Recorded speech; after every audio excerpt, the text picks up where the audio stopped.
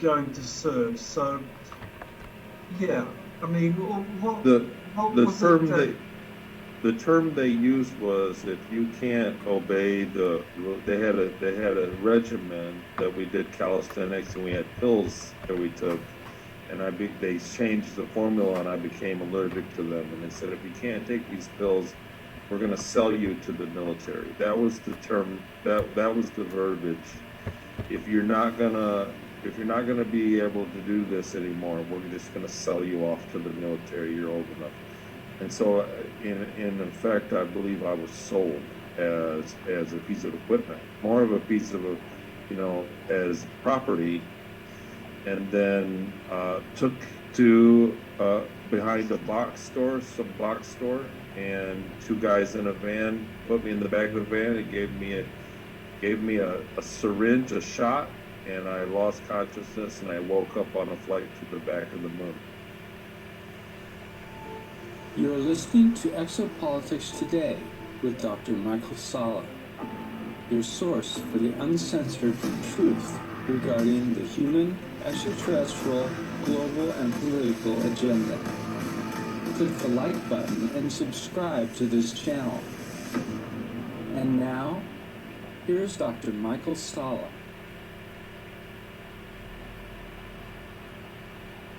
well, I'm delighted to welcome Tony Rodriguez to Exopolitics Today. Tony is someone that I've known since 2015, and we did a 5-part series in 2016 at the Mount Shasta conference organized by Rob Potter. And so this is the first time that we've done a one-on-one interview since then. So welcome to the show, Tony. Glad you're here. Well, hello, it's great to see you, and hello everybody. Happy 2022. Well, yes, we are in a really amazing year. I think a lot of people are really looking forward to learning about what's going to be happening with secret space program disclosures, extraterrestrial life, and so forth.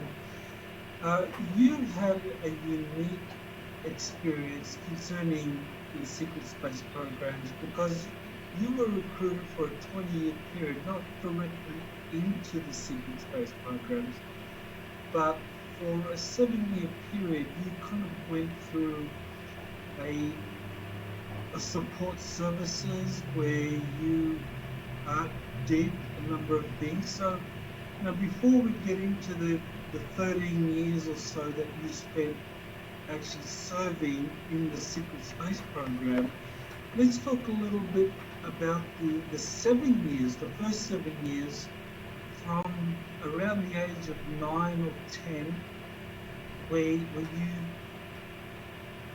were essentially serving as an auxiliary, part of an auxiliary service, doing so different things. So why don't you kind of walk us through what happened during those first 7 years after you were forcibly recruited in 1991 or no, 1981 as 82. So it was the school year of 81, 82. And, when I first spoke to you, I was still developing memories. Like I was still making sense of it all. And it was still fragmented. Over time, more came and it made sense and it kind of filled in. So I was able to fill out, kind of narrow down dates later on from the original timeline. But it was like April of 82.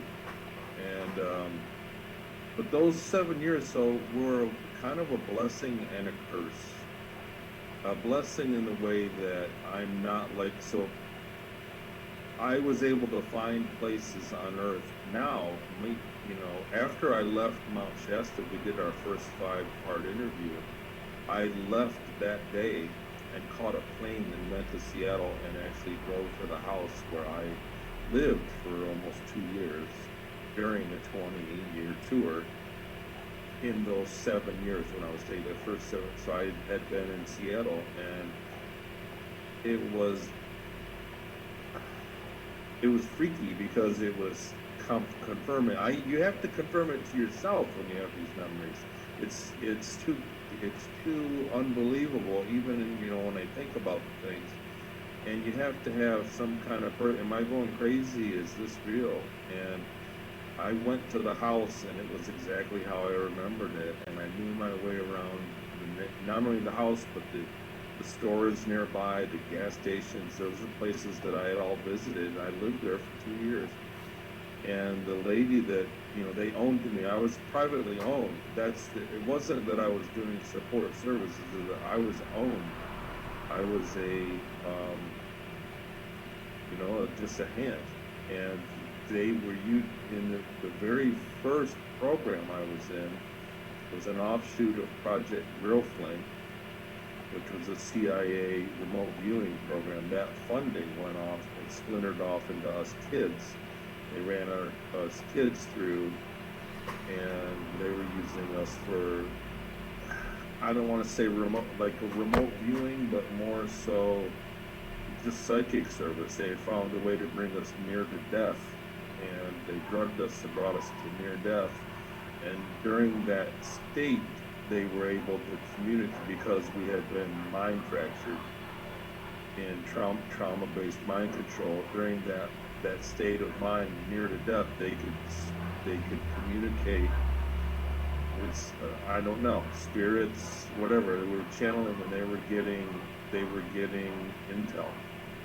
So that was the first state. That was my first service that I did, and when I was no longer good for that, I was still privately owned. Before you move on to that, I just wanted to kind of clarify something for the audience. So when you went to that first place in Peru, they conditioned you, or they trained you as a psychic, and in your book, Ceres Colony Cavalier, you described that you were trained. They did something to you, and when you went to Peru, there were the people that kind of got you. They owned you. That you were kind of like a slave and to be used. They were commenting that, well, how were you trained? How did you get these psychic abilities? So what was it that they did in terms of this training, or this mind splitting, to kind of bring out those psychic abilities that you could then, you went into a trance, and you would give them information so that they could know where to go to drop off, pick up drugs, and use for their drug running. So walk us through all of that. So that's a big question. That's a whole show's worth of info, but that's a great question. Really, what I was more of a canary in the coal mine for plane shipments of cocaine from Puerto Suyo, Peru to Santa Marta, Colombia, and they had lost the plane. And so after that, they justified the expense. They were leasing me from the person in Seattle that owned me, is how that worked. They would complain because they had to pay a lot of money for me. They said, you better work. When I first got there, you better do what you're supposed to do, or we're going to feed you the piranhas. And, the process began as an MK Ultra process. So I had we had 1970s motorcycle helmets. We were kids. We were suspended in chairs, drugged, with helmets that shocked us from one end to the other, and we watched the same movie over and over again all day. The following day we'd watch another movie, and the following day we'd watch the original movie, and went on for weeks. And at the end of the day, the doctor would take each of us back one by one into his office and debrief us and ask, what did you feel today? Did you feel different than yesterday? You'd ask us these questions. and he had stacks of old military issue looking books that was giving him, it was a scientific process. He wasn't making it up as he went along. He was following a cookbook on how to mind fracture us. And then periodically they would take us and torture us. They would put us in cages and electrify it. They would put us in cold water until wake us up in the middle of the night, make us go out and get in tanks of cold water until we shivered. And a lot of other things that are hard to relive. It was this specific, so in the book that I wrote, and under your guide, the book, in 2015 you told me to write the book, and I've been working on it just this long, so 6 years it took me to finally get it out, because talking about it in an interview is a separate experience than writing it down. And I was really reliving it as I began to write these things down, and it was very painful. It still is. But there were several things. We got to a point of sleep deprivation that they were doing to us, and they were programming commands into us. And they would come in every 10 or 15 minutes in the middle of the night and turn on the lights and make us stand up at the end of our bed, and they would come by and they would slap us or shock us with a cattle prod thing, and then let us go back to sleep. And then 15 minutes later, the lights would come on, and it repeated, and it went on for days. And I really lost all track of time at that point. I lost sense of how many days it went on, because I was essentially always asleep. After a few days of that, you're essentially just, I didn't have any, it's all just like a gray, like a dream state, And a lot of the things they did to us were horrific. The very final thing that tested us, so up until that point, now I'm starting to get a headache thinking about it. Honestly, it brings on headaches. Up until that point, I think we were eligible for many different programs, and they were really going for the gold in the psychic program. They called it theta programming, and it would go down to a different one, whatever they named it, and with a different purpose, and then all the way down, and then eventually end up, if you'd washed out of everything, you'd just be a sex slave, was what we, basically, vaguely what I remember being told. And what they did was, they put us in an oxygen tent, and they had like EKG equipment wired up to us, and they would flood the tent with an inert gas, and we would suffocate. And when we were close to death, a bell would ring, like just your standard hotel bell, ding. It was right next to the cot, the bed we were on, and it would ring, and then oxygen would come back in, and you would wake back up. So you would go near to death, and then wake back up, and then repeat it. It went on for I want to say hours and hours and hours, but I don't really know the time that it went on. But it was long enough to where I began to start feeling myself leave my body. Like I would start to lose consciousness, but I would feel it, not so much go into a dream, but in a very real way, leave my body. And then get woke back up. And it got to the point where it was, it's hard for me to, I've never really described this like this, and so it's hard for me to articulate the words, but it got to the point where there was a great amount of joy. Like I was dying, but I was looking forward to it. And then the bell would ring, and I would wake back up in my body, which was in pain, which was suffering. and I would go back to that, and then I would they would start the process start again, and then I would kind of slowly get to where I was dying, and I could feel the pain go away, and it was joyful.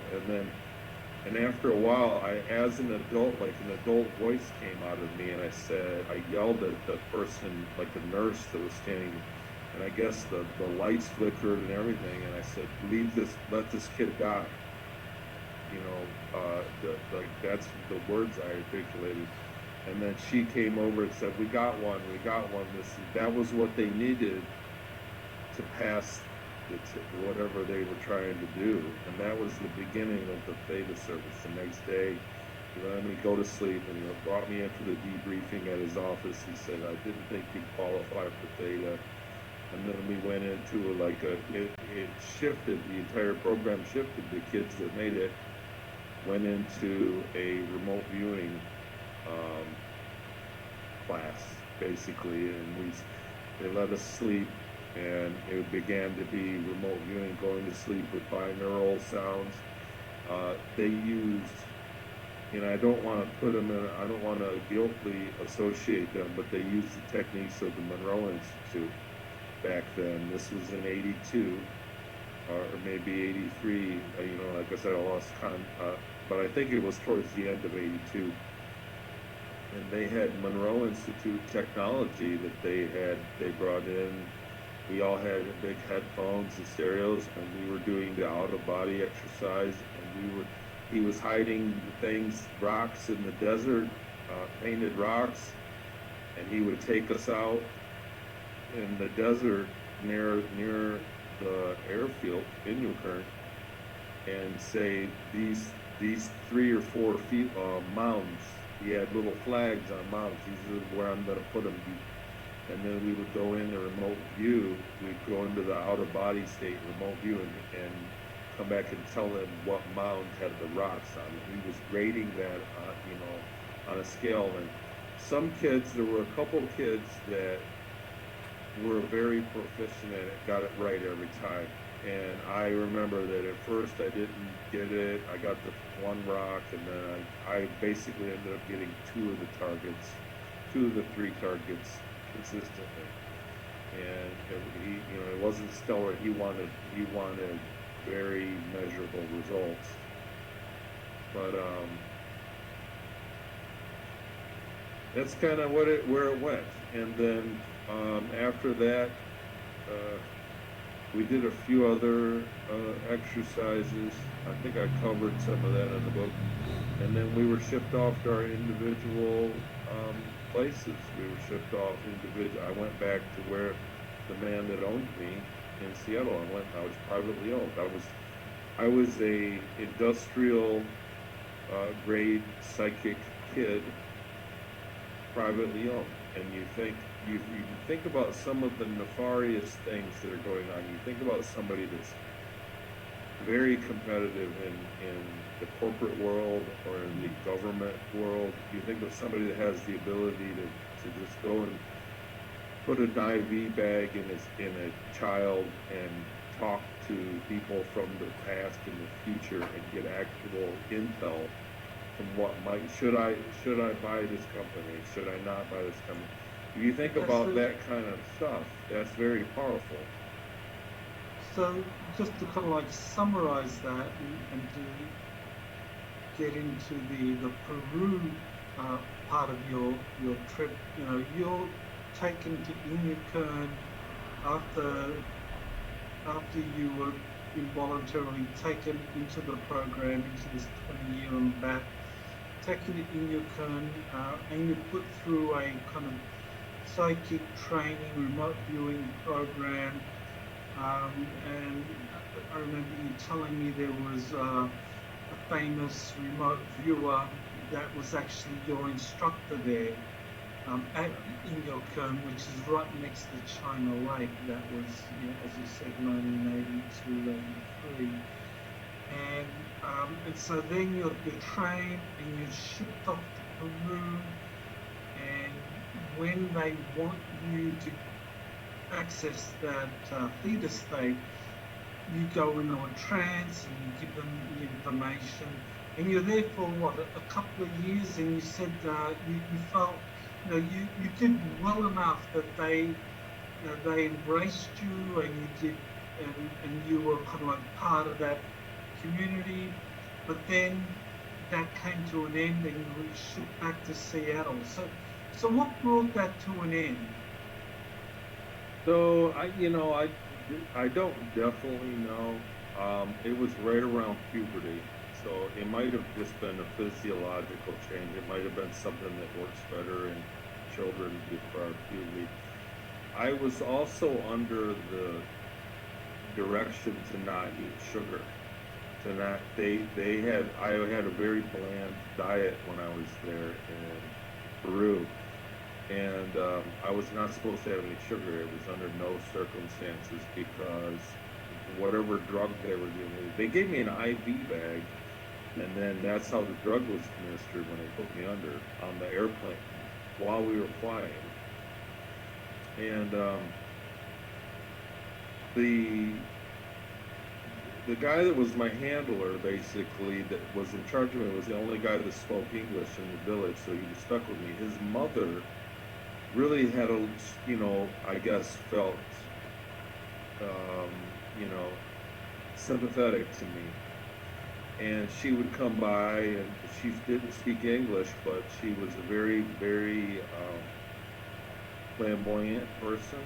And she would come by, and she would hug me, and she would bring me lunch, and she would sneak me these sugar, like little muffins. They were like a cornbread with sugar in them, and she would bake them, and she would come by when nobody knew and give me a couple of them. And I think that made me sick when they put me under. If she did it, if I ate those before a flight, I think that the sugar and the drug they were giving me, because I began to get very sick and I wouldn't recover, and I lost effectiveness. So in the beginning, I mean, he was sitting down he had a notepad full of questions from people in the village during most of the flights after they learned how to that it was going to work.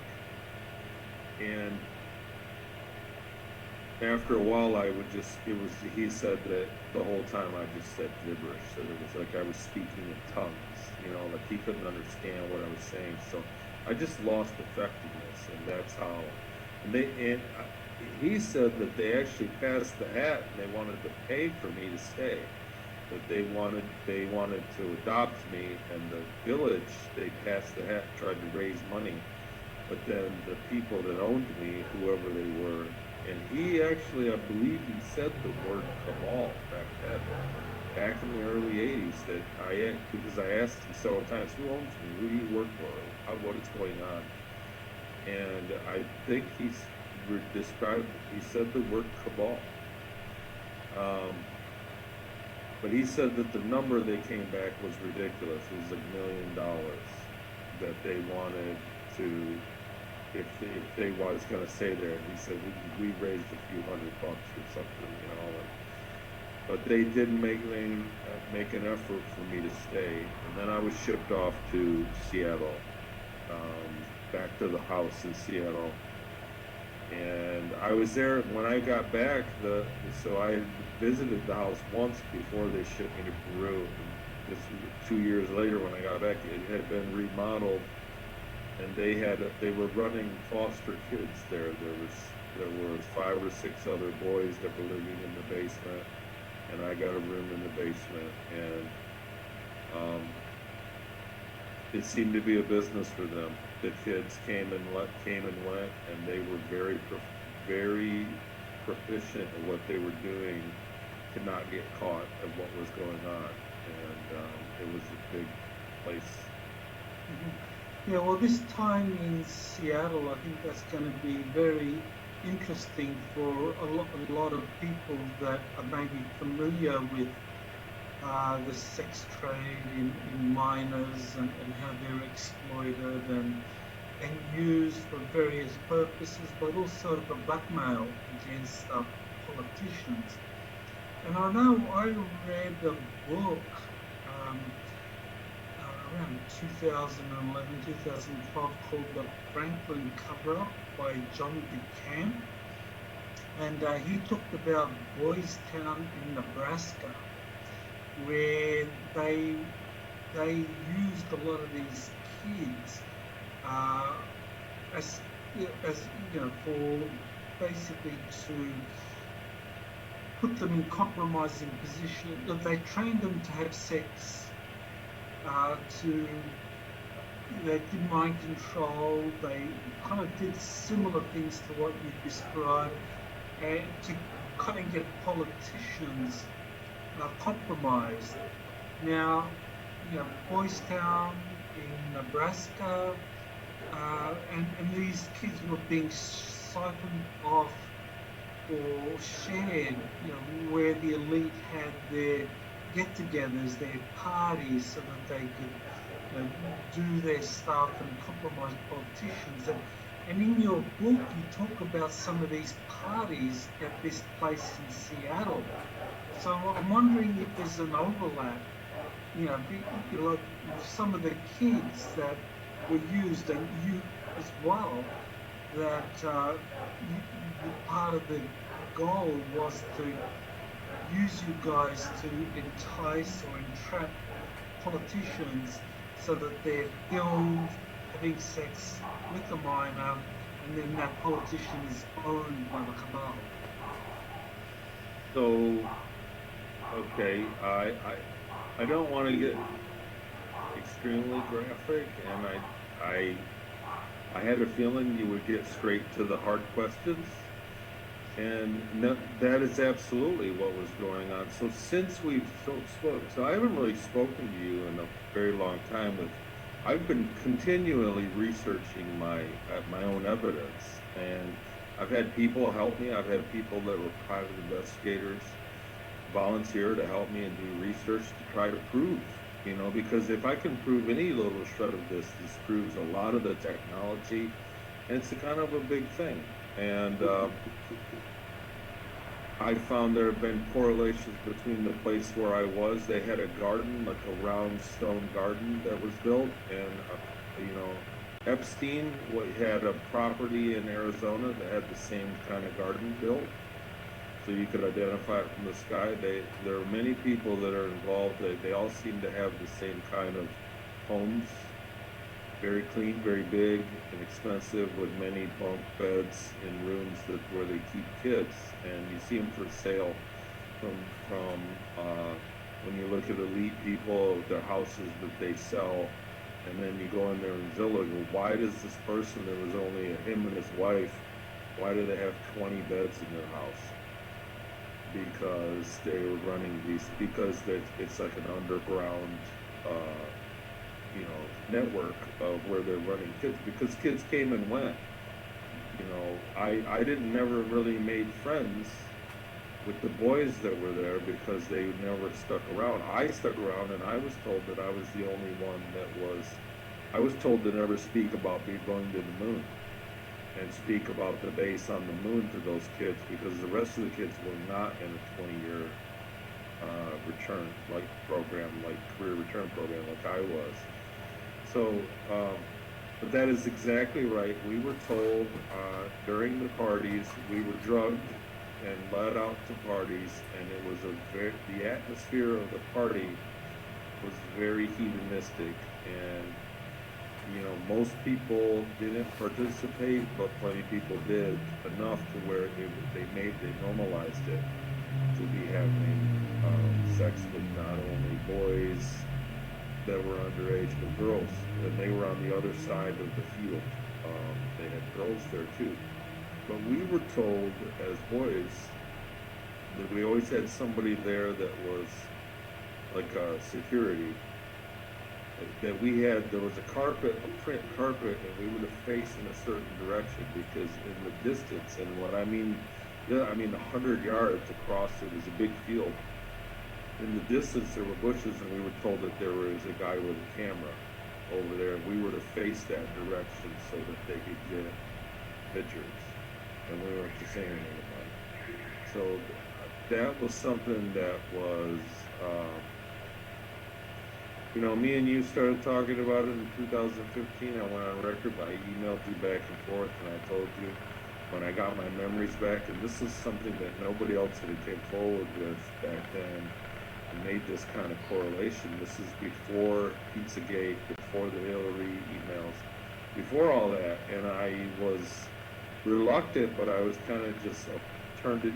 I wanted to share everything because I wanted proof, some sort of proof of what I've been through, so that what I mean, I could make sense of it. And it turned out that it really, so many other sources since 2015 have come forward saying that that's the practice, that's what's been going on, and that those parties were, par for the course for this culture. Right. So you were definitely used and abused as part of this. Hard to say. Call it a support service. I mean, you were used as a slave. I mean, you were initially recruited into the secret space program, but they kind of like at 10 years old, 9 years old, I mean, they decided that your skill set wasn't quite what they were looking for, so they put you through these different things. But now you're, you were in Seattle for, I guess, about 4 years or something like that. a couple years, about 13 to 16 Okay. is my best guess. It's not like they didn't celebrate my birthdays, Mhm. and but I put it right around the age of 13 till 16. So at 16, around that age of 16, now they decide, okay, you're going to go into space, and you're going to serve. So yeah, I mean, what The what the was term it that? they the term they used was, if you can't obey they had a regimen that we did calisthenics, and we had pills that we took, and they changed the formula, and I became allergic to them, and they said, if you can't take these pills, we're going to sell you to the military. That was the term, that was the verbiage. If you're not gonna be able to do this anymore, we're just gonna sell you off to the military. You're old enough. And so, in effect, I believe I was sold as a piece of equipment, more of a piece of as property, and then took to behind a some box store, and two guys in a van put me in the back of the van and gave me a syringe, a shot, and I lost consciousness, and I woke up on a flight to the back of the moon, and then into the space programs after that. Right, and this is one of the things that maybe people aren't familiar with, is that the secret space programs, that they just incorporated the slavery practices that Nazi Germany had developed during the Second World War, because the Nazis were allied with the Draconians and they were into slavery. And so, the Nazis kind of implemented that policy during the war, and there's this book by Albert Speer called Infiltration. He was Nazi Germany's Minister for Armaments, and he said in the book that in the post-war order that the Nazis planned for, after they thought they were going to win the Second World War, that slavery was going to be implemented on a permanent basis. So it shows that even though they lost the war, enough of them went to Antarctica and just continued the practice, and then took it out into space, and they began practicing slavery in space using people that didn't quite make the mark. So can you kind of walk people through, what was it that decided whether you would end up being a slave with the secret space program or with the Dark Fleet, as opposed to maybe being a normal member of the crew or being an officer? That is one of the best questions I've had in any interview, I can tell you right now. The reason that I was a shoe-in for slavery was because of the earlier so when they took me at 10 and I went through the trauma-based mind control and then on to Peru and then on to Seattle, I received no schooling during that time.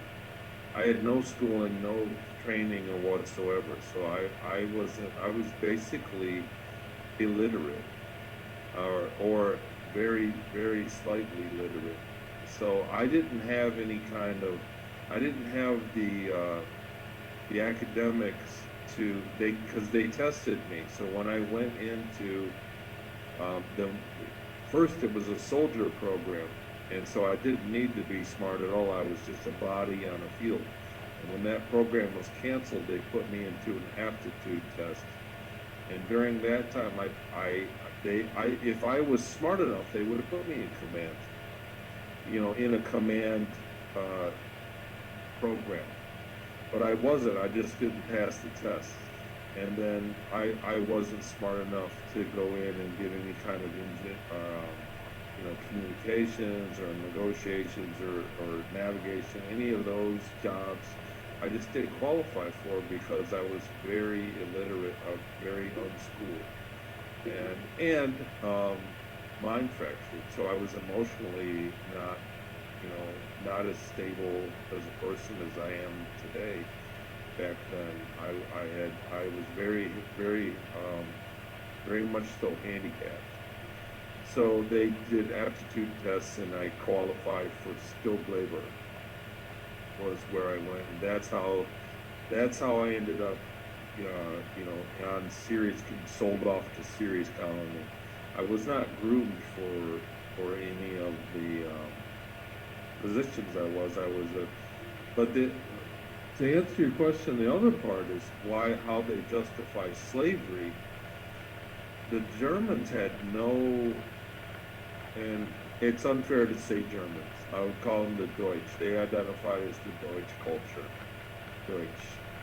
And on Ceres colony, on the planetoid Ceres. So for anybody that doesn't know, it's in between Mars and the asteroid belt. I cover that. My book came out, and there's a lot of information in there. But it was inhabited by breakaway Germans, the Deutsch culture from post-World War II. They moved in. They justified slavery by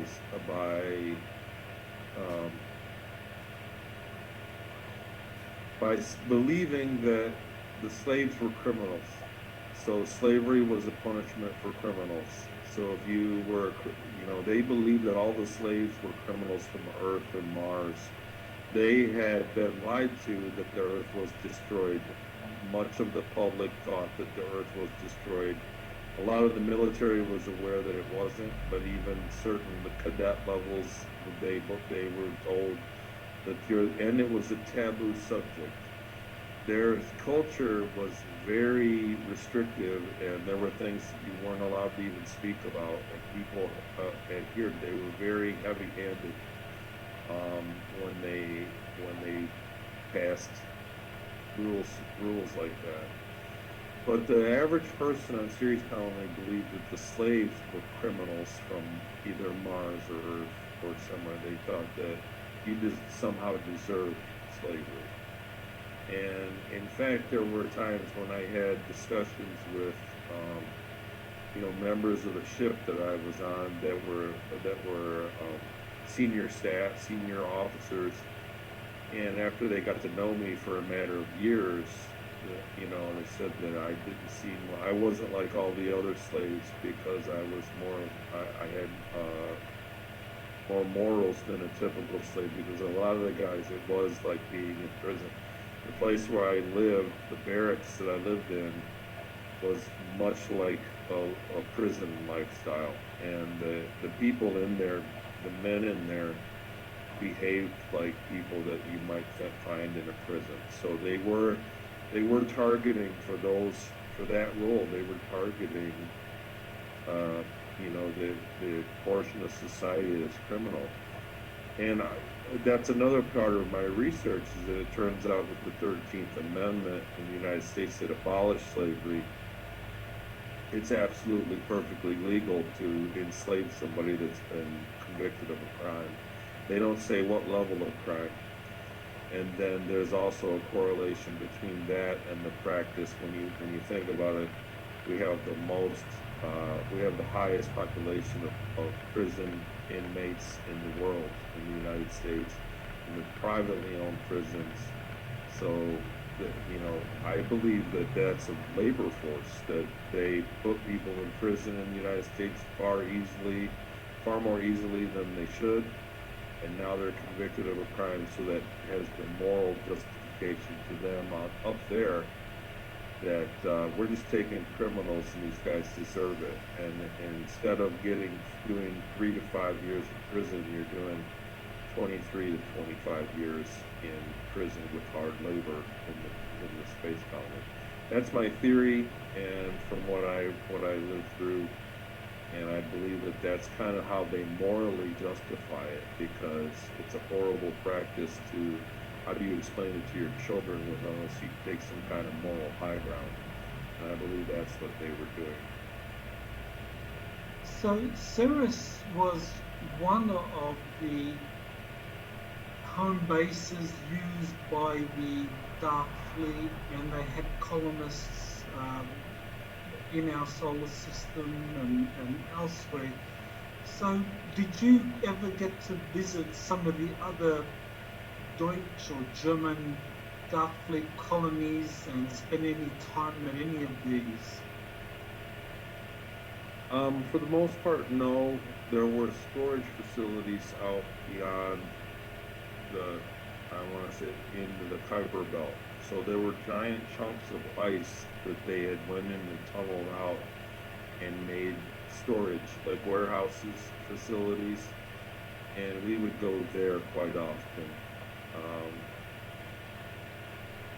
We would go, there was a place around Jupiter that wasn't German, it was an AT base, it was a base, and it was a trade,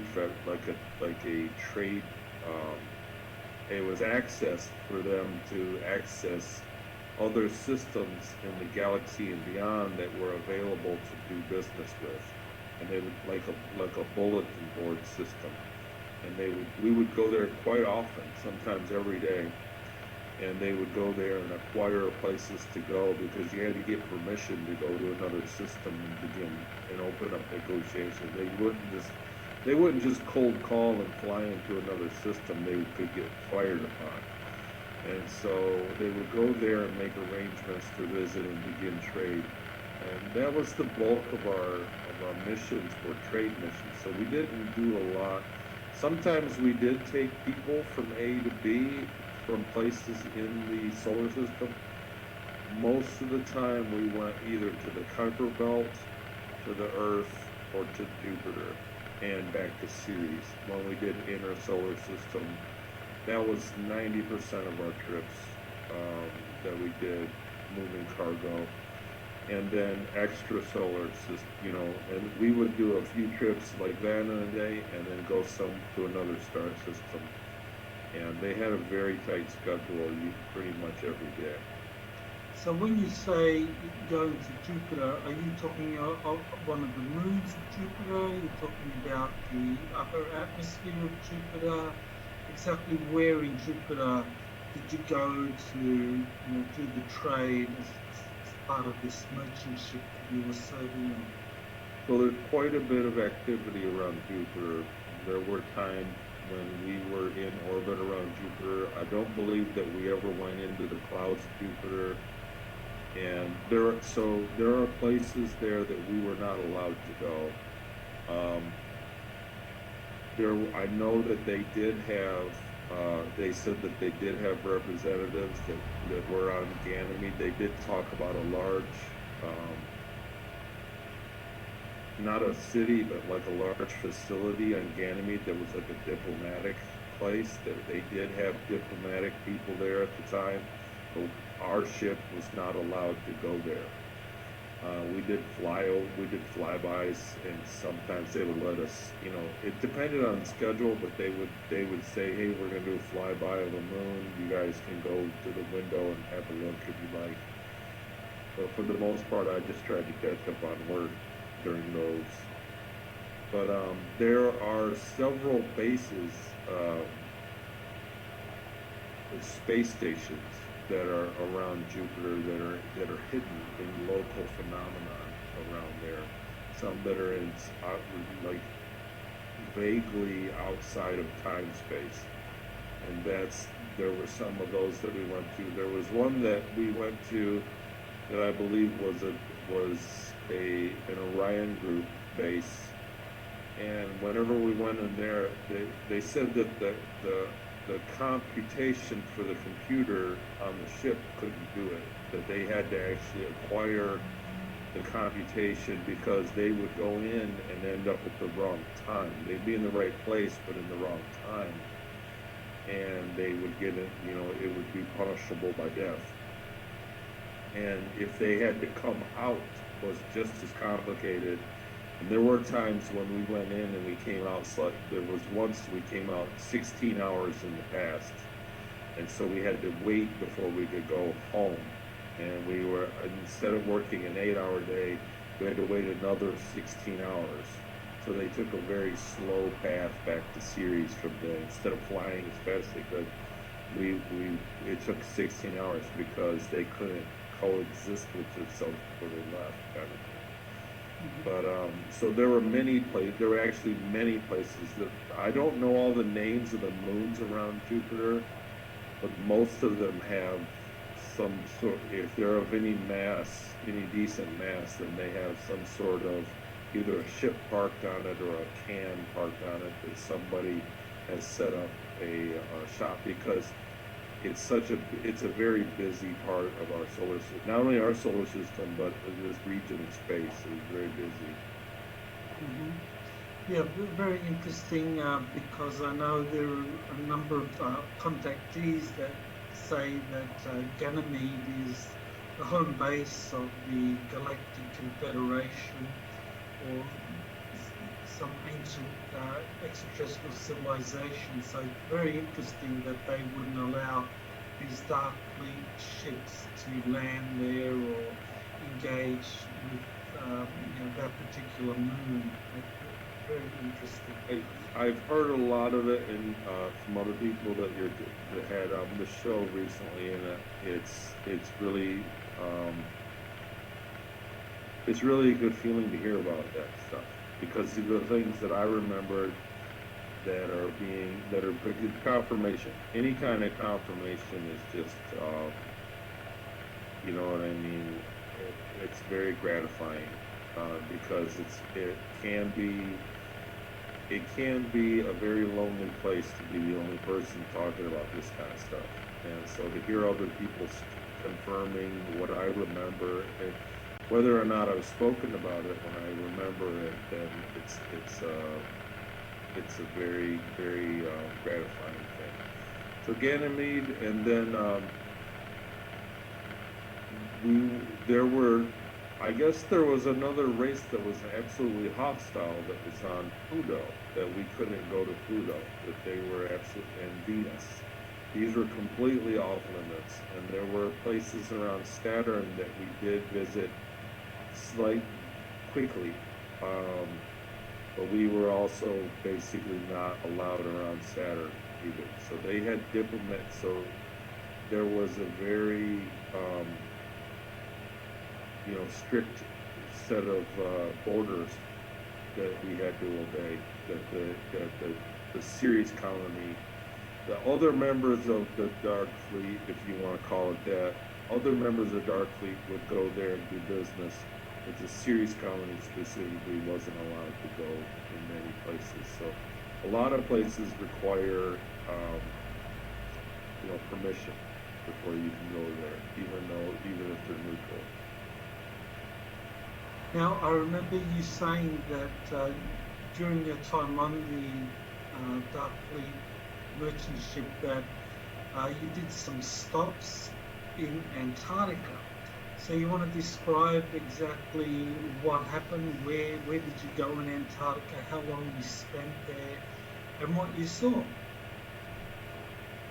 We would go to Antarctica from via underwater from somewhere in South America, and that was one of the reasons why it always stood out because the ship would flex underwater and it could go underwater very quickly. I don't know exactly how fast it went, but it would make popping sounds and you could hear it echoing.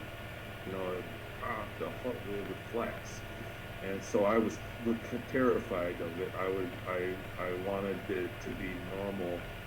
It was just out of the ordinary for me. So whenever we went to Antarctica, which wasn't very often, once every 3 months, 90 days, once, twice a year kind of thing, we were um, able to be inspected. So we were available to be inspected, and then the command crew on the ship could be demoted. They could get in trouble. So we had to clean everything. We had to double time and clean everything and put everything back where it goes, and everything had to be high and tight for us to go to Antarctica, even if they didn't come on board and inspect. And the first couple of visits there, I stood at my post because it was they referred to Antarctica as the High Command.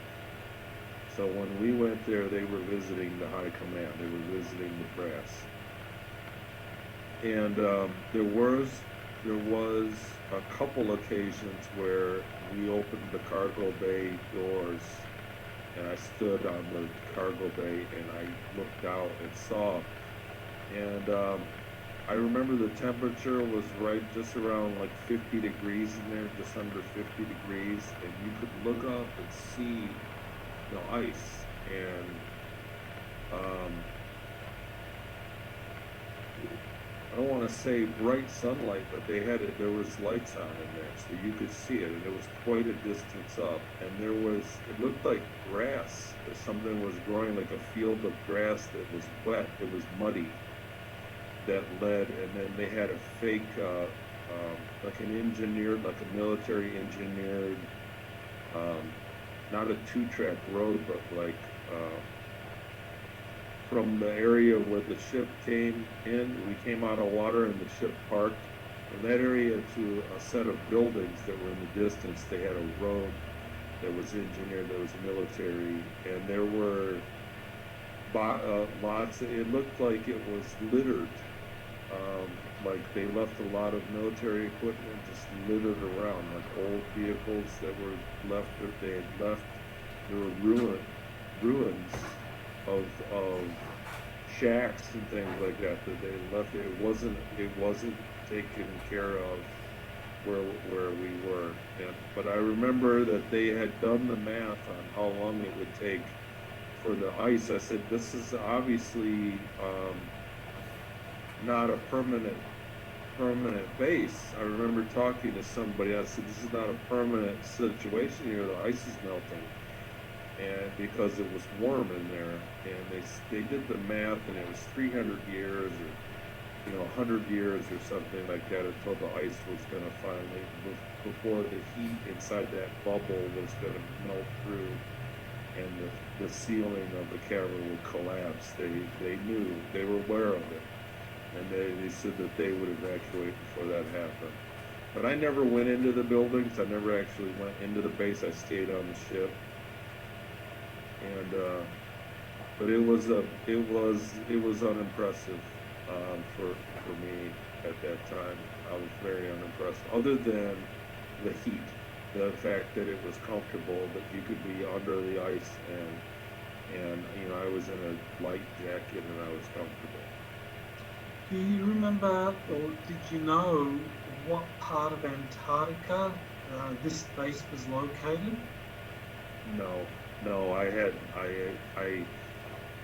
I sat in on mission briefings and they did go over that. They had the translators turned off most of the time when the navigation was talking. But for the most part, it wasn't under my realm of responsibilities to. I worried about how long it would take to get there. I was worried about time frame of how long it was going to take us from one stop to the next. But after what they tended to refer to locations by long numbers, and rather than names, and so I just didn't pay attention at all where we were. Okay. So basically from the years roughly 1988 to 2001, you went like every 6 months or so. There was a trip to Antarctica as part of the work or the trade that this dark fleet trader did, and sometimes you got to see inside of the base. Was it always the same location that you went to? Were there other places? There were And several. was it always through South America that you entered, like through some kind of underground tunnel? There were several. They were usually underwater that we went there. There were other ones. There was another one that was completely dark when we were in it, and you could see the buildings had lights in the distance. It was the same kind of situation, but pretty much the same place. And after the one time that I went out and looked, I really didn't care to look anymore, and I stayed at my post. So there was a real. So the other thing about the slavery there is that they dangled freedom in front of you so that you would work hard. If you work hard enough, they had a very complicated work scoring system, so that if you did well, you could earn. They would give you liberties and other things, and so they always dangled. If you do good enough, it's possible for you to earn your freedom. And so we were very motivated to work. And when we did stops like that, I would keep working at my post for the hopes of earning a little bit more. You know what I mean? Freedom, just more time. I really bought into the fact, even though it was unrealistic, that the harder I worked, I might earn freedom, even though it was probably a lie. Well, it seems that they had a system very similar to the Roman Empire, because they had a merit-based system, and if you were a slave and you did exceptionally well, you could earn your freedom and then run for high office. I think former slaves were able to achieve very high status in the Roman Empire. So it seems that this was the same model that the German Dark Fleet used for their secret space program. Absolutely, it absolutely was, and we were told about it all the time, even though it was unrealistic. But I did actually earn, where I was getting paid. I did earn some freedom, and I earned to where I was getting money. Very small, like $20 worth of buying power a week. So not nothing to be proud of, but for the position I was in, I was very proud of that. It was a big achievement for me to remake that status. When I became cargo engineer. One of the other places that you say you visited was Diego Garcia.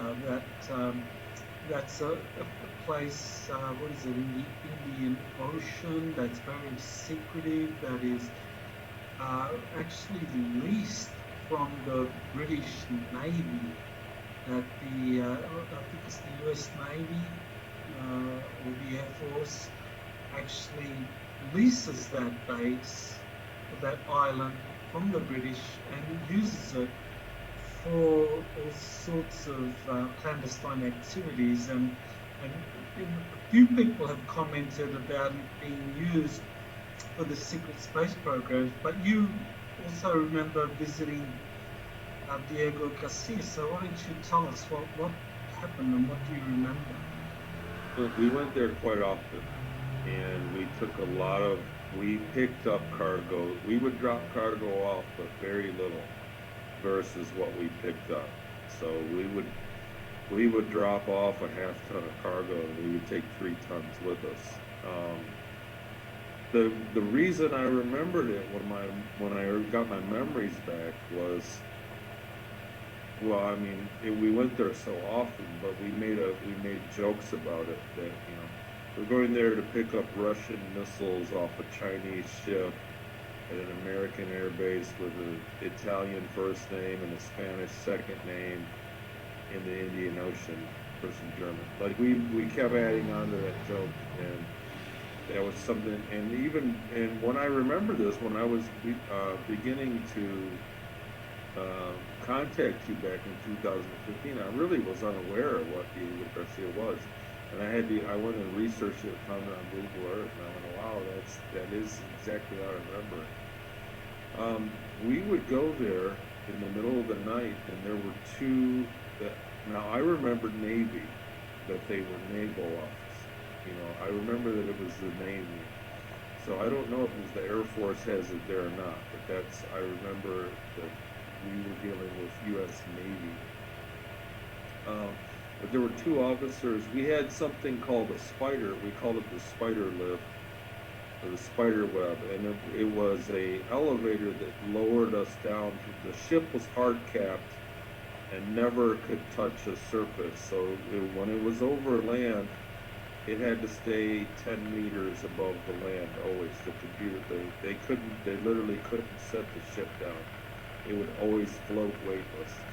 And we had something that had 4 cables, 4 sets of 2 cables, and it was a lift that lifted us down under the surface so we could go down and meet with people. And I would ride the lift at Diego Garcia sometimes and go down and actually meet the personnel there. And when we were there, we were told that, and you're riding the elevator, so it took a minute. It was a shaky thing it was supposed to hold 4 people, but we only did with 3 because when we had 4 people on, it started to really wobble badly. But I was told that they locked the base down. That while our ship was there, that people in the base were in like a lockdown where they couldn't walk around the base. It was a security clearance thing. And when I said that in early interviews in 2016, I had people send me mail. I was stationed there. You're full of crap. And I had people that called, said I was lying, that they had been on Diego Garcia, and that wasn't the case. And then about 6 months later, I found an article that said that is in fact a common practice, that in the middle of the night there, that they often lock the base down for classified activity. So that was a kind of correlation. Well, we would go there. I remember it's the smaller, looks like a parking lot, the smaller area. The ship I was on was about 1,000 feet long, and it would fit. I went back and obviously measured what I remembered, and it kind of checked out. It was supportive information. But I also remember that the pavement was repaired, and quite badly. Like it had expanded. You know how they put the black lines of tar in the pavement? That I remember when I was there, it was like everywhere. It was very badly damaged, they were maintaining it with that black tar. But we went there and picked up, anytime we had to pick up anything military issue or just other things that we would trade, they were also taking things like goods back to Ceres Colony from there. We would pick up, everyday items. I remember one time we took a giant load of boots, military boots, that were like left, they were surplus and left over, and we had room for them. So while they were down, we would ride the spider down and meet with the personnel. We had to sign we had to sign a waiver, like a, we had to sign say we picked up the cargo. And I remember he said, I didn't go down this time, but what was said was that they had all these boots were left over from a shipment. Do you want them? And we loaded them up, and there was something like 10,000 pairs of boots that we took. We had space, and we took them. So we went there and took quite a bit of cargo from there. There were even missions where we took an LCAC, and the Marine Corps, the big hovercraft, that they modified it. They cut it down the middle, and they cut a section out of it, and then welded it back together so it would fit in our cargo hold.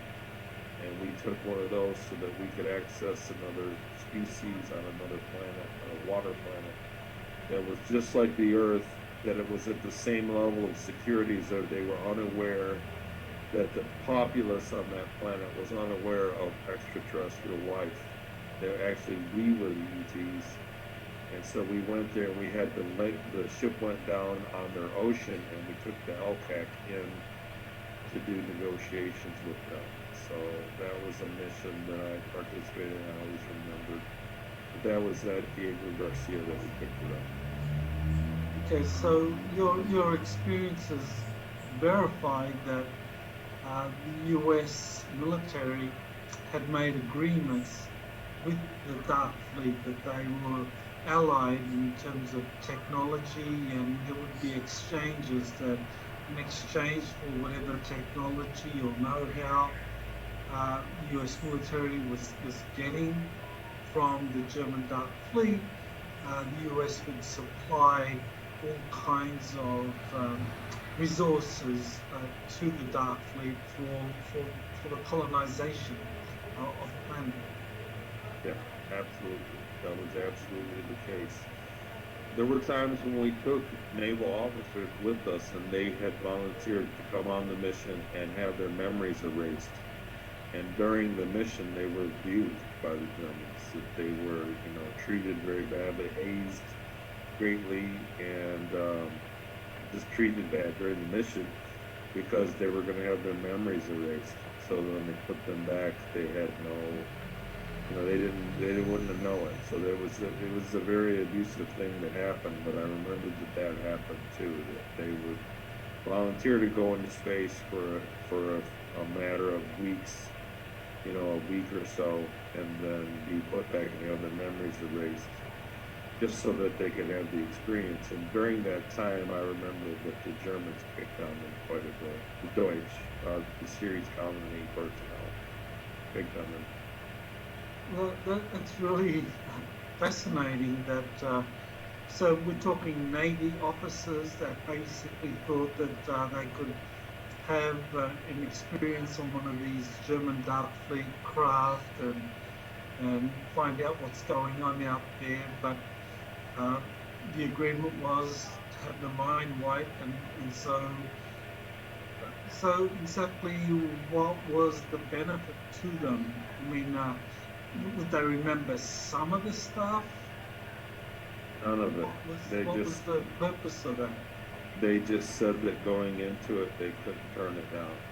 I did speak with one on one occasion and said, are you sure? After an incident where he had been, basically embarrassed.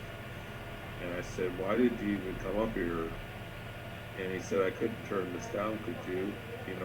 He asked me, you probably volunteered too. He didn't know my circumstance. He said, you probably did too, for the same thing. He's like, how could you turn it down? He's like, even though I won't be able to say it, it's like, I'll know that I, he had the balls to say yes, kind of thing. He was that kind of an alpha personality. But I think a lot of people, if given the choice, and they always make it sound better than it's really going to be when they ask you to come. I think I think 100% of the programs across the board at the moment of intake kind of promises you, makes it sound better than what you're going to get. They think they're going to get a paycheck or they're going to live long and see, you know what I mean, it's going to be glamorous, and then they get up there and it turns into hard labor or some miserable condition. But I think everybody, I think a lot of people would take that deal, really. Well, I know there have been a few insiders that have come forward that have talked about uh, military servicemen from the US being conscripted into a kind of like space marines or into an auxiliary service that would be used by the Dark Fleet for various battles. So did you ever kind of come across that? Or what do you know of that? We moved soldiers on a couple occasions, and there was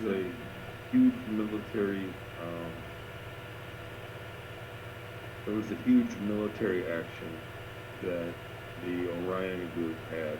And it would have been around 98 to 99 in that time frame, where we were meeting them. We were taking cargo out to the Orion Nebula, basically in the area of the trapezium in the Orion Nebula. And I guess there were hundreds of thousands of ships that had met there and then went into battle, and they were coming back and resupplying at that place. So that was where they had rendezvous. So in the beginning, I didn't see it personally, but officers and people, the people on the ship said that you could look out the window and there was nothing but ships as far as you could see. But after they engaged and it began to be combat missions, the ships would be actually light years apart. There'd be hundreds or thousands of ships in the nebula, but they would be light years apart for security reasons. And we would take cargo out, and we had cargo containers that we would drop them off into that space, and they would just float in space motionless. And we'd fly away, and another ship would come up later and get the cargo. And we ran those missions back and forth. And the command crew, the senior command crew, was excited because they had the opportunity for advancement, because this was like a fringe combat pay, and they got combat pay, or it was a fringe combat duty. So they were looking to get, if we did well, they had the same carrot and stick thing that we did. It was across the board. But even the people that were high up in the command, they had the carrot and stick thing to do well so that they could get promoted as well. But that was about as far that I got in combat on that shift. The earlier shift that I was on, I think, was in combat situations, and we didn't even know it. We were down below, and we had no information. We were just maintenance. In the first 6 to 8 years that I was on Series Colony, I was on a ship like that, like a converted submarine. And I believe that ship was in combat many times, and I was just not aware of it. So when the ships that you served on were involved in these combat actions or carrying troops, American troops or troops from other countries, did you ever meet any of them? Did you ever talk to them? We did. So there was a gymnasium, so off the hangar, where the hangar on Ceres Colony, inside Ceres, there was a giant hangar network that was 15, 20 miles long and full of giant ships. The big ships could come in to a giant airlock and then fly into the hangar, which had oxygen with the atmosphere. And there was a gymnasium there. So there was it was a big area, a big facility, and there was a gymnasium, and there was a time when I had to make room, and because I was a cargo engineer on the ship, they let me. I walked in with the other cargo engineers, and um, I don't know what their rank was, but I guess the commanding officer of a force of 100 soldiers, and they were a hybrid. They looked like robots, but there was a person in there, and they had an armor on, and their suit. They could sit down, and their suit would lock, so that they could just sit there idle for hours. Like they didn't need a chair. Their pants would lock in place to where they were at rest. And the guy blew like a dog whistle, and they all stood up, and they were a combat unit. So they were some kind of hybrid soldier that was for a war that was going on somewhere. And because we were a middleman, because we were a cargo ship and we were kind of a middleman, we were not that force. And it was the same as a French army hiring a Spanish boat to take it to somewhere else where the French couldn't go. And so they put those soldiers on our boat, and we took them to where they were going because we were kind of a neutral name, and we did that. But it wasn't very often. There were other times. There was a organization that is like a corporate organization somewhere in the solar system, and they were known to be very very dangerous to even have on the ship. And they had a golden triangle with a red circle inside of it, or on the outside of it. I remember the triangle was gold, like literally gold on their shoulder, and there was a red circle around the triangle. And they were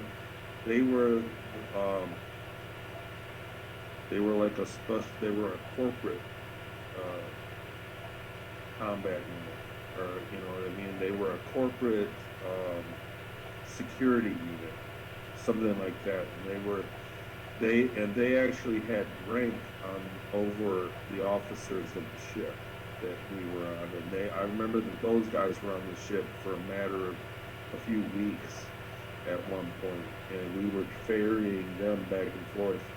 And I was told that we were all told not to talk to them because they could kill us on the spot, and they wouldn't get in trouble for it. And they were like some very dangerous corporation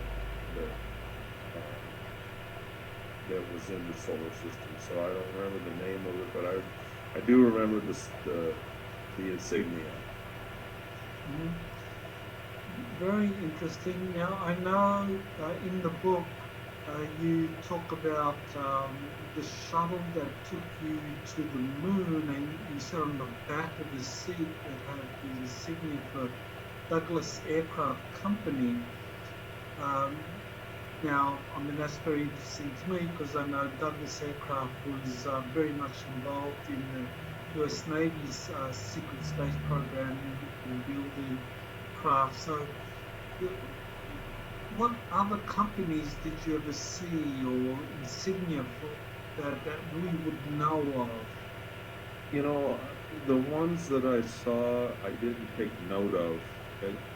So it's hard to explain for that reason. I do remember, because I kind of fell in love with them, that they had the fire rescue unit on series at the end of the hangar. So that big hangar facility had a fire units every so often. Basically it was a police station and a fire unit, but they were using Unimogs. I believe Mercedes owns that company. It's a division of Mercedes that they're like a tractor, but they were Unimogs that were converted to electric. There was no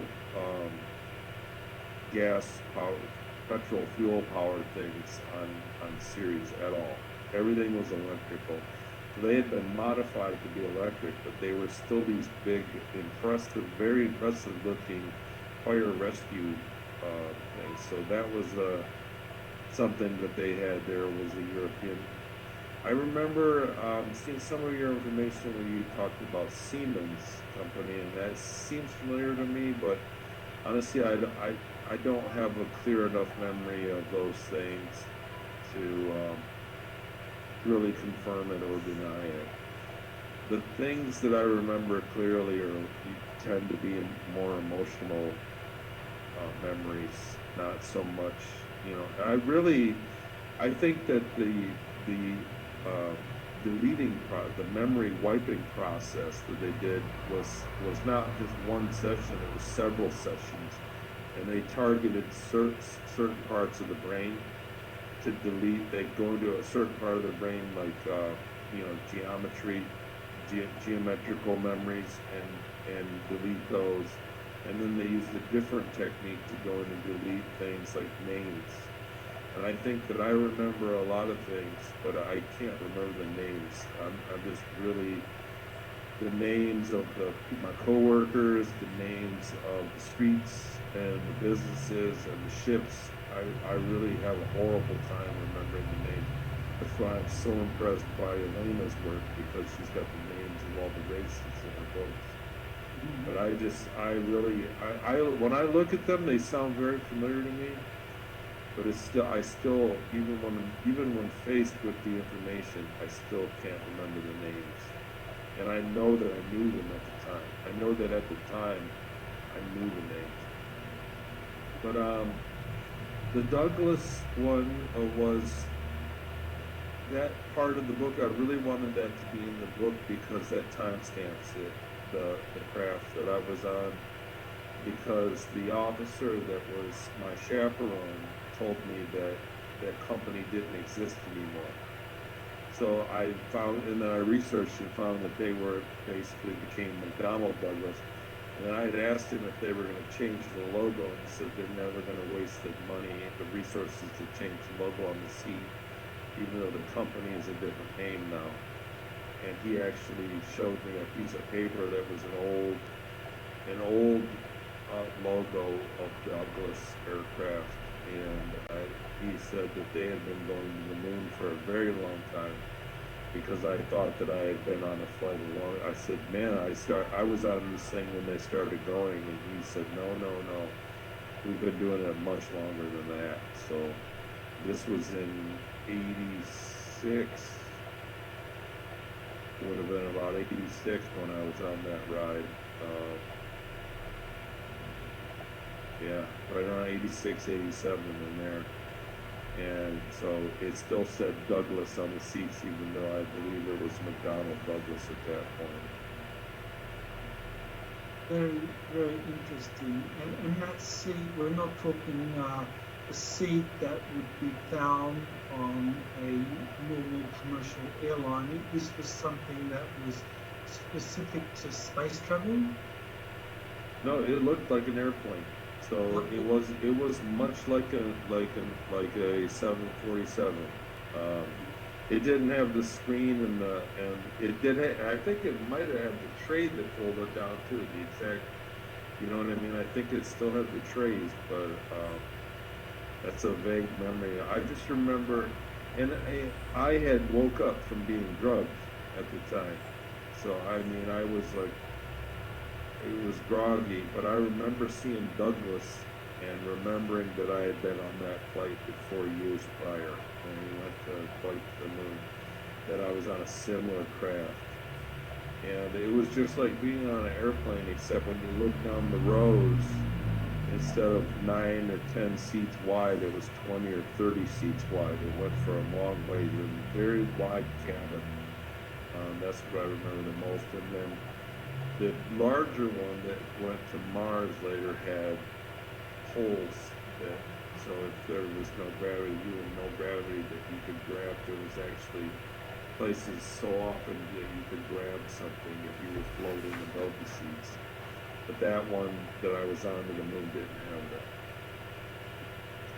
Okay, so your secret space program service came to an end in 2001 after spending 13 years um, being based at Ceres, and you acquired a lot of memories, or you saw a lot of things, you had a lot of experiences, so you know a bit about how the Dark Fleet operated on Earth and in space. So now, recently we've been getting a lot of information, especially from Elena, about the solar system being liberated and talking about different planets, talking about the moon, Mars, even Ceres. Um, and I assume you've probably heard some of these stories. Do any of the stories or information Elena has released, does any of that kind of jive with what you recall when you were working with the Dark Fleet? Um, a lot of the descriptions that I'm hearing, because I've also, after I put my testimony out there and then the way that the public received me, I make a conscious effort to really not study it, because I could, if she says something or some other whistleblower says something, I go, oh, I remember that now. And people think that I'm just grafting it onto my story. So I stepped away from this. I do pay attention. I do follow exopolitics, and I talk to Elena. I'm very happy that she's been friends with me, and I do talk to her sometimes behind the scenes. And a lot of the things she just describes do sound factual, especially Alex Collier and her. You've been talking about Ganymede lately. And JP has been a great whistleblower. I've listened to his information. I'm very impressed with all the information that he said come forward. And he actually connected the dot when he said that everybody goes to sleep when the ship goes to Mars, that it knocked everybody out, because I never could remember the time frame of how long it went. And I went, that is exactly what happened. We went to sleep. That when they engaged it. But all the talk about what's going on in Ganymede really just fits with what I remember. I don't see I haven't had any kind of red flag or anything from that. The other thing, the political aspect of it, I know that the Ceres colony was very afraid. The command was very, very afraid of some other extraterrestrial organization coming there and taking over. That it was a very real possibility, and they went through great lengths to try to be anonymous.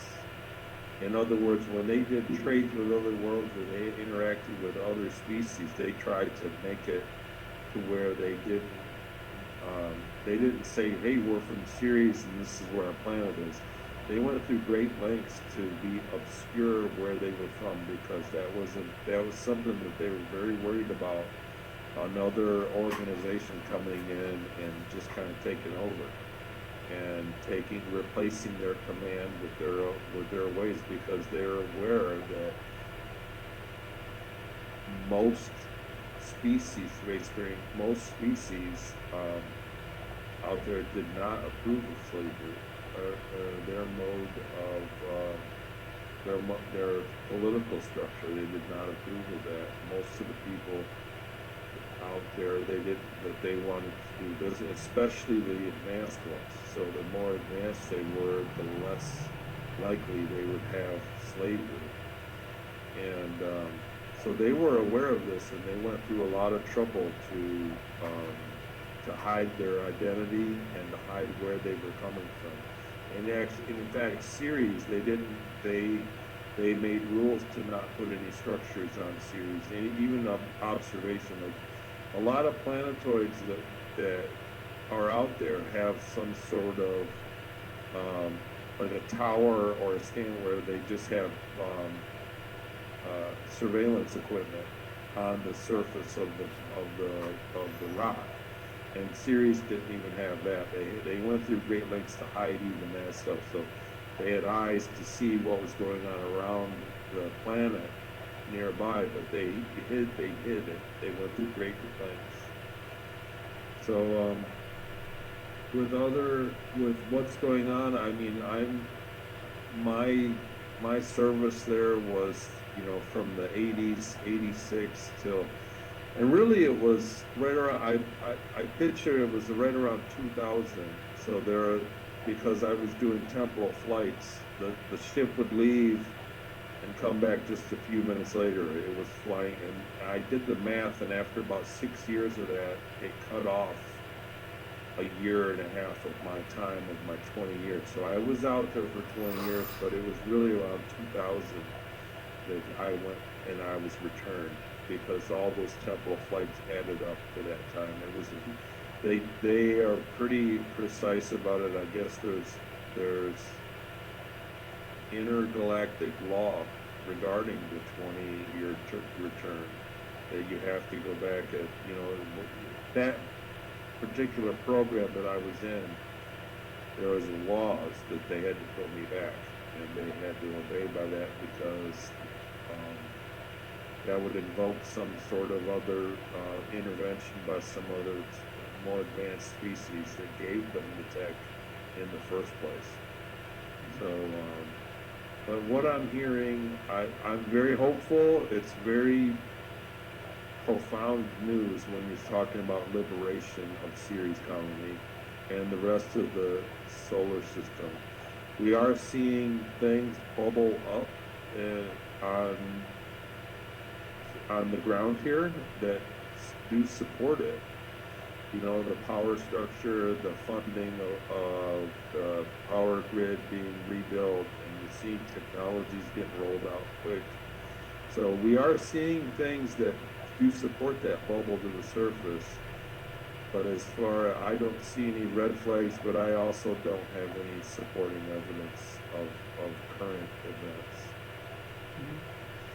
Okay, well, I'm very glad that you followed my advice and did write the book. I mean, great that you did finish it. I mean, it's taken you 6 years, and obviously very challenging process, dealing with all the emotion, going through all of the incidents. I remember you telling me how difficult it was as you were recalling the memory. So, I think it's wonderful that you finally able to finish it. So, Ceres Colony Cavalier, first of all, what made you choose the title? So there's a scene in the book. I kind of don't want to give it totally away, but there was a scene in the book where I was branded as Cavalier, and I was punished for it. So that was that's what stuck out to me. I just remembered that was a kind of a pinnacle thing. That was a turning point for me. I was a slave, and I had been through some very terrible things up to that point. And there was a year or so where I didn't feel like I was a slave anymore. Even though I had achieved a lifestyle that was actually, sustainable. Emotionally, on an emotional level, I was not being abused as much as I had been used to, and up to that point. And so as a result, I was branded as Cavalier because I began to joke with people, even superior officers I would talk to in a way that I was maybe as if I was an equal to them. And I felt like I began to feel, like my identity, I began to feel kind of more equal. And there were officers that worked alongside me that didn't want that to be, that they just didn't like me. And the book explains it all, but basically I was found, that was the charge that they brought about me, that I was a slave and I displayed cavalier tendencies.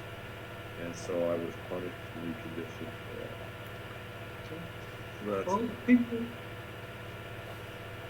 if people want to find out more about you, Tony, contact you, or I don't know, on your website you offer various services for people. So, anything that you'd like to share with my audience?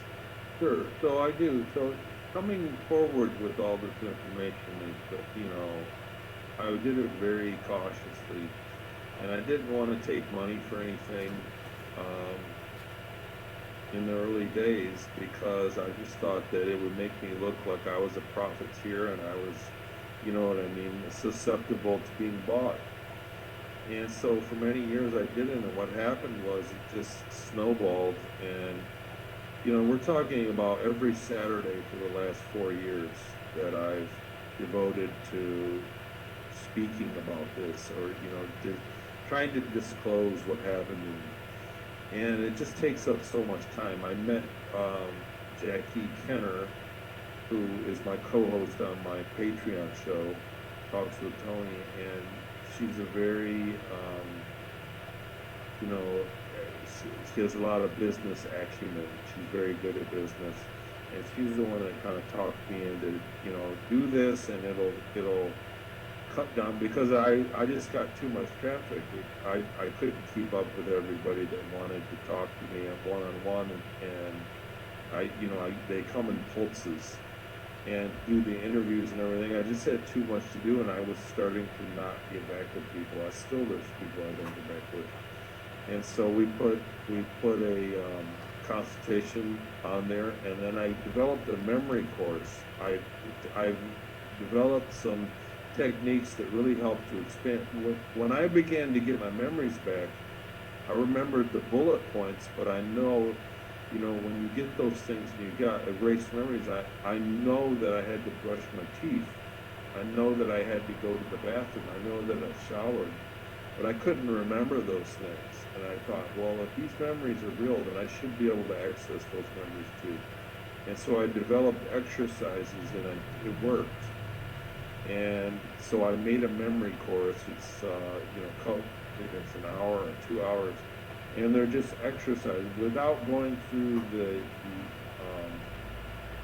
intrusive and permanent thing of a regression, like a hypnotic regression is a big deal, more like a surgery. These are just exercises more that would expand on memory. So people that have, and I've been contacted by thousands of people that have fragmented memories of being in a space program or some being abducted. So this technique works to expand on fragmented memories, and that's on my web, TonyRodriguez.com, and that's on there. And then the book and phone consultation. I got to the point where I just couldn't do it all.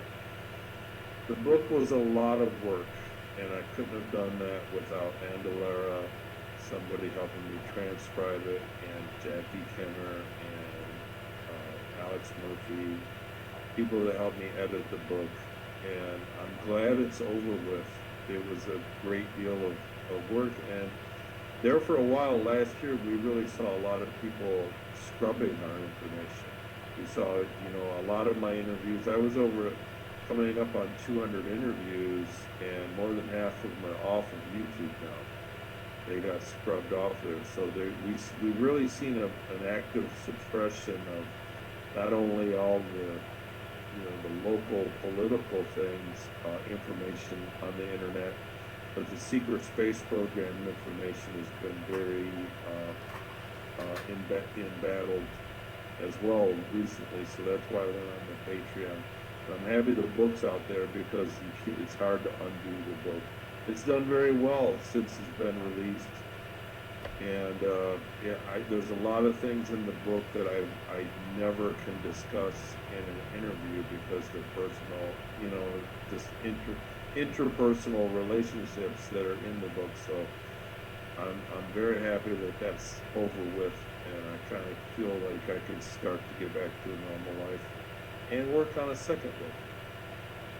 Wonderful. Well, uh, thank you for your courage, Tony, in coming forward and sharing this information. I know it's very difficult. I know the emotions that you felt um, going through these memory recalls has been very, very challenging. And I remember you telling me, graphically what was going on as you were trying to recall these things to recall them. But you did, and now you've made it available to the public. And I think you're going to educate and enlighten people about the system that existed up until recently, and who knows how much of it will survive, what we're witnessing now. But definitely, I think the public has to be educated and enlightened about this, and your book is one way to do that. So I applaud you for that, and